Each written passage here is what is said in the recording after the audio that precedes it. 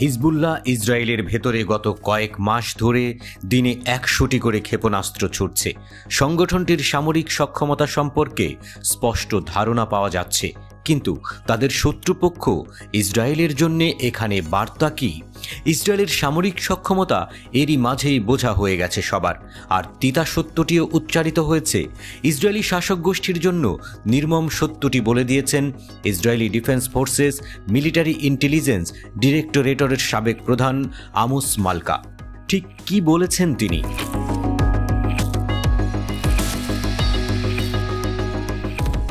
Amos মালকা ইসরায়েলকে সতর্ক করে বলেছেন যে লেবানিজ প্রতিরোধ যোদ্ধাদের দিনে ১০০টি করে ক্ষেপণাস্ত্র ছোড়ার ক্ষমতার অর্থ হল সংগঠনটির সঙ্গে পাল্লা দিতে শত্রুতা করে ইসরায়েল তাদেরকে পরাস্ত করতে পারবে না।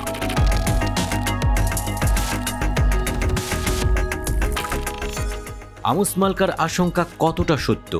ইসরায়েলের ভেতরের খবর নিলেই ব্যাপারটা পরিষ্কার হবে। ইসরায়েলি সংবাদপত্র ইয়েদিউত অহরনোত মঙ্গলবার জানিয়েছে যে হাইফার পূর্ব দিকে নেশারের একটি কমিউনিটি সেন্টারের কাছে একটি ড্রোন আঘাত হেনেছে। ইসরায়েলিদের জন্য বিপদের আলামত হল ড্রোনটি বিস্ফোরিত হওয়ার আগে তা শনাক্ত করা ইসরায়েলের পক্ষে সম্ভব হয়নি এবং সাইরেন বেজে ওঠেনি।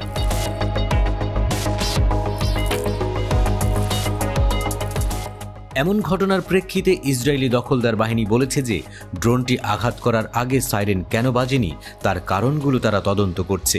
ইসরায়েলি দমকল কর্তৃপক্ষ জানিয়েছে যে ইসরায়েলি ড্রোনটি যে এলাকায় বিধ্বস্ত হয়েছিল সেখানে তাদের দল পাঠানো হয়েছে।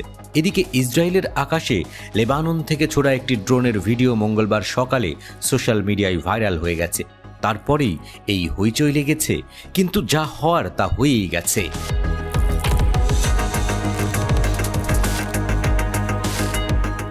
এদিকে আমোস মালকা স্বীকার করেছেন লেবাননের প্রতিরোধ যোদ্ধাদের ক্ষেপণাস্ত্রের ভান্ডার কবে ফুরবে ততদিন ইসরায়েল তাদের সাথে লড়াই চালিয়ে যাবে।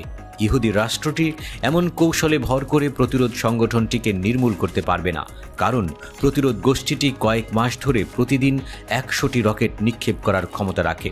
সুতরাং ইসরায়েলের জন্য একটি নিষ্পত্তি প্রয়োজন বলে মনে করছেন আমোস মালকা।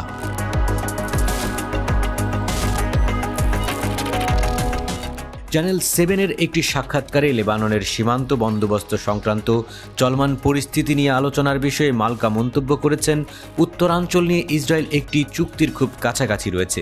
ইসরায়েলি সংবাদ মাধ্যমও মঙ্গলবার স্বীকার করেছে যে হিজবুল্লাহ এখনও তার ক্ষেপণাস্ত্র সক্ষমতা বজায় রেখেছে।